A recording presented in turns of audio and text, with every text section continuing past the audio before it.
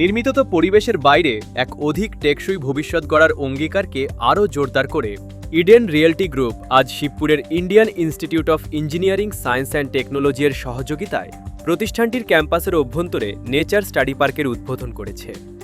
গ্রুপটির একটি পরিবেশগত ও সামাজিক দায়বদ্ধতা উদ্যোগ হিসেবে গড়ে ওঠা এই প্রকল্পটি প্রাকৃতিক বাস্তুতন্ত্র পুনরুদ্ধারের একটি সম্মিলিত দৃষ্টিভঙ্গিকে প্রতিফলিত করে, যার পাশাপাশি এটি শিক্ষা, সুস্থতা এবং সামাজিক অংশগ্রহণের জন্য একটি সমৃদ্ধ স্থান তৈরি করে।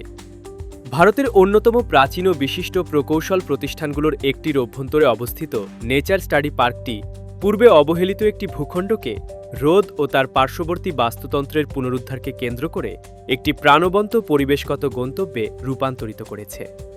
একটি জীবন্ত শ্রেণীকক্ষ হিসেবে পরিকল্পিত এই পার্কটি শিক্ষার্থী, শিক্ষক, গবেষক এবং দর্শনার্থীদের প্রকৃতির সাথে পুনরায় সংযোগ স্থাপনে উৎসাহিত করার পাশাপাশি বৃহত্তর পরিবেশগত সচেতনতা বৃদ্ধি জুড়ে করে। প্রায় 4.4 একর পুনরুদ্ধারকৃত প্রাকৃতিক এই অনুষ্ঠানে উপস্থিত ছিলেন আরবান ডেভেলপমেন্ট এবং মিউচুয়ালিটি অ্যাফেয়ার্সের মন্ত্রী Umesh Rai, professor VMSR Murthy, director IIEST Shibpur, শিবপুরের বোর্ড অফ গভর্নর্সের চেয়ারপারসন শ্রীমতী তেজস্বিনী অনন্ত কুমার। প্রায় 4.4 একর পুনরুদ্ধারকৃত প্রাকৃতিক ভূখণ্ড জুড়ে বিস্তৃত নেচার স্টাডি পার্কে রয়েছে যত্ন সহকারে তৈরি করা প্রকৃতি পথ, জীববৈচিত্র্য অঞ্চল, একটি প্রজাপতি বাগান, ভেষজ বাগান, উদ্ভিদ সম্পর্কিত ব্যাখ্যাসূচক ফলক, ধ্যানের স্থান, একটি উন্মুক্ত ব্যায়ামাগার, একটি অ্যাম্ফিথিয়েটার এবং সামাজিক মিলনস্থল, যা এমন একটি পরিবেশ তৈরি করে যেখানে শিক্ষা প্রচলিত শ্রেণীকক্ষের গণ্ডি ছাড়িয়ে বহুদূর পর্যন্ত বিস্তৃত হয়। সিএসআর উদ্যোগ সারা পশ্চিম বাংলার জন্য গর্বের স্থান হচ্ছে IIEST। ছোটবেলা থেকেই আমরা বি কলেজ নামে জানি, সেটা ভারতবর্ষের সবথেকে প্রতিষ্ঠিত ইঞ্জিনিয়ারিং সংস্থানের মধ্যে এক। বিগত কয়েক দশক ধরে এর অনেক উপেক্ষা হয়েছে। এখন নতুন যুগ শুরু হয়েছে আর এই কেন্দ্র সরকারের একটি সংস্থান, এর মধ্যে অনেক কাজ করার এখনও বাকি আছে। যিনি মাননীয় চেয়ারপারসন আছেন, উনি ব্যক্তিগত উদ্যোগ নিয়ে অনেকগুলো কাজ নতুন করে শুরু করেছেন।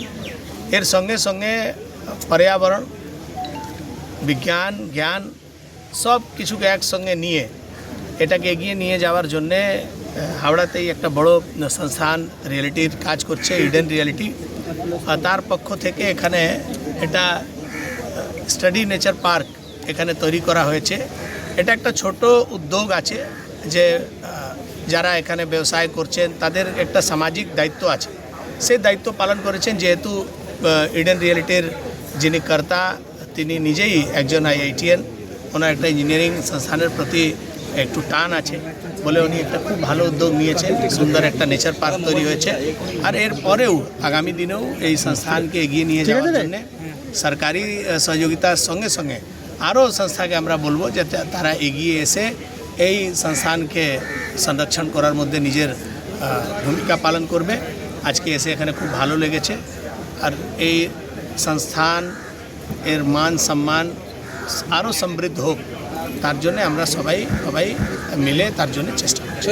मैं हूँ और इडन रियल्टी ग्रुप ने ही IIEST के साथ मिलकर ये जो आप नीम झील देख रहे हैं, जिसकी स्थिति बहुत अच्छी नहीं थी, इतना शानदार जगह 4.5 एकड़ में फैला हुआ है झील और उसके आसपास का जो माहौल है, तो हम लोगों ने एक वर्ष पहले जिम्मा लिया कि इसको सुंदर बनाएंगे और जिस तरह का इसको दिखना चाहिए और जिस तरह का इसका उपयोग होना चाहिए वैसा बनाएंगे। बड़ी खुशी है कि आज माननीय मंत्री उमेश राय जी आकर इसका उद्घाटन किए और chairperson, board of governors chairperson Shrimati Tejaswini Ananth Kumar ji भी हम उपस्थित रहीं।